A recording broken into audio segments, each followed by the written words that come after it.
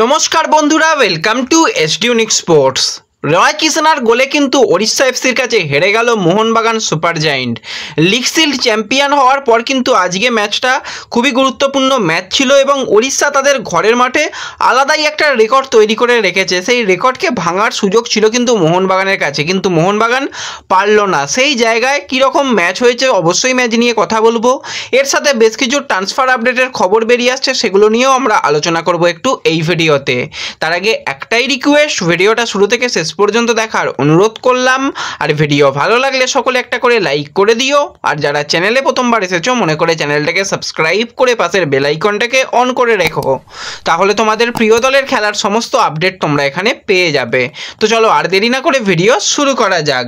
তো প্রথমেই যদি আমরা একটুখানি কথা বলি আজকে আইএসএল এর ম্যাচ নিয়ে, তো মোহনবাগান তারা অলরেডি লিগ শিল্ড চ্যাম্পিয়ন হয়ে গেছে, কিন্তু আজকে তাদের লক্ষ্য ছিল যে আজকের ম্যাচটা যে কোনোভাবে জিততে হবে, তাহলে কিন্তু একটা অ্যাডভান্টেজ পজিশনে থাকবে ফাইনালে যাবার জন্য। কিন্তু শুরুটা ভালো হলেও শেষটা খুব একটা ভালো হলো না মোহনবাগানের জন্য। 3 মিনিটের মাথায় মানবীর কিন্তু খুব ভালো একটা হেড দিয়ে গোল করে দিয়েছিল এবং তারপরও মোহনবাগান চান্স পাচ্ছিল, কিন্তু সেখান থেকে আর গোল করতে পারেনি।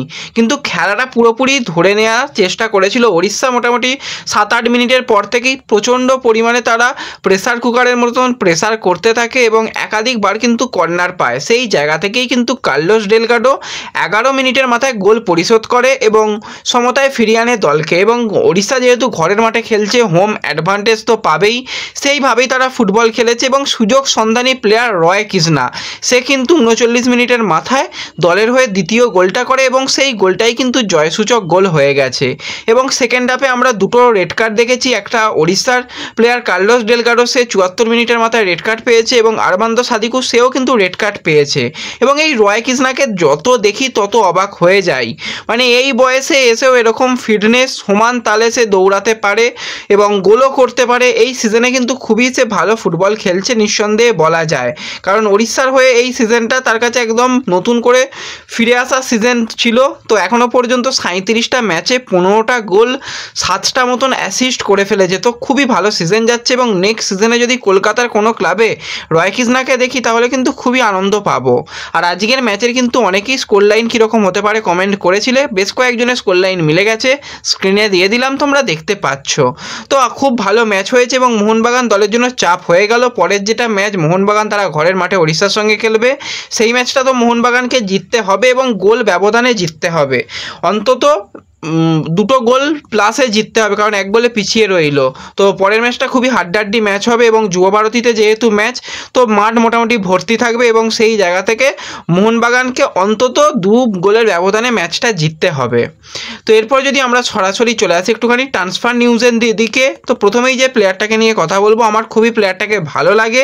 সেটা আর অন্য কেউ নয়, 26 বছর বয়সী ভারতীয় সেন্ট্রাল মিডফিল্ডারের প্লেয়ার মুবাশির রহমান, যে কিন্তু চেন্নাইন এফসিতে লোন ডিলের মাধ্যমে ইস্টবেঙ্গল থেকে গেছে। এবার মুবাশির গত সিজনে কিন্তু ইস্টবেঙ্গলের হয়ে যতটুকু সুযোগ পেয়েছিল ভালো খেলেছিল, কিন্তু এই সিজনে একদমই সুযোগ পায়নি। পরবর্তী সময় তাকে লোন আউট করে দেওয়া হয়েছে এবং তোমাদের কিছুদিন আগেই বলেছিলাম চেন্নাই কিন্তু তাকে রাখার ব্যাপারে ইন্টারেস্টেড রয়েছে। তো সেইভাবেই কিন্তু মুবাশিরের সঙ্গে এক প্রকার কথাবার্তা বলে রেখে দিয়েছে ওয়েঙ্কোয়েল, কারণ ফ্রি প্লেয়ার হয়ে যাচ্ছে। ইস্টবেঙ্গলের সঙ্গেও কিন্তু তার কোনো রকম কন্ট্রাক্ট থাকছে না এবং ফ্রি প্লেয়ারকে যে কোনো ক্লাবই নিতে পারে। তো এই প্লেয়ারকে চেন্নাই তাদের দলে নিয়ে আর চেষ্টা করবে। এবার ইস্টবেঙ্গল যদি মনে করে যে তার সঙ্গে কন্ট্রাক্ট এক্সটেনশন করবে সেটাও হতে পারে, কিন্তু সম্ভাবনা অনেকটাই বেশি তার চেন্নাইতেই থেকে যাবার। তো এরপর আরও একজন বিদেশি প্লেয়ারকে নিয়ে অবশ্যই কথা বলবো। সেই বিদেশি প্লেয়ারকে তোমরা সকলেই আইএসএলে দেখেছো, 31 বছর বয়সী বিদেশি সেন্টার ব্যাকের প্লেয়ার স্ল্যাভকো ডামজানোভিচ, যে কিন্তু বেঙ্গালুরু এফসিতে বর্তমানে খেলছে এবং এই সিজনেই তার সঙ্গে বেঙ্গালুরু কন্ট্রাক্ট শেষ হয়ে যাচ্ছে। এবং গত সিজনে সবার মনে থাকবে মোহনবাগান দলে উইন্টার ট্রান্সফার উইন্ডোতে এসেছিল এবং খুব ভালো ফুটবল খেলেছিল, চ্যাম্পিয়ন করেছিল মোহনবাগান দলকে এবং সত্যি নির্ভরযোগ্য ডিফেন্ডার হয়েছিল। কিন্তু এই সিজনে টানাটানি তাকে শুরু হয়েছিল নিয়ে, একবার ইস্টবেঙ্গল কথাবার্তা বলেছিল, কথাবার্তা এগিয়েছিল, কিন্তু শেষ পর্যন্ত বেঙ্গালুরুতে গিয়ে খুব একটা ভালো তার জন্য সময় যায়নি।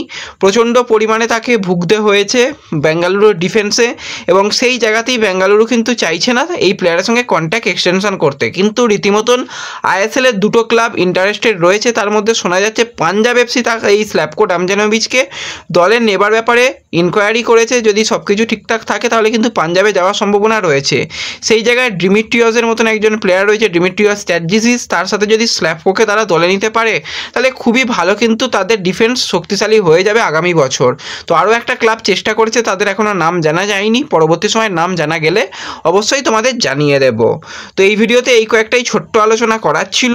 ভিডিও ভালো লাগলে ভিডিওতে লাইক করে দিও, চ্যানেলে প্রথমবার এলে মনে করে চ্যানেলটাকে সাবস্ক্রাইব করে দিও, ফেসবুক পেজ থেকে ভিডিও দেখলে ফেসবুক পেজটাকে ফলো করে নিও এবং ভিডিও একটু সকলের সঙ্গে শেয়ার করে দিও। তো দেখা হচ্ছে পরবর্তী ভিডিওতে। ধন্যবাদ।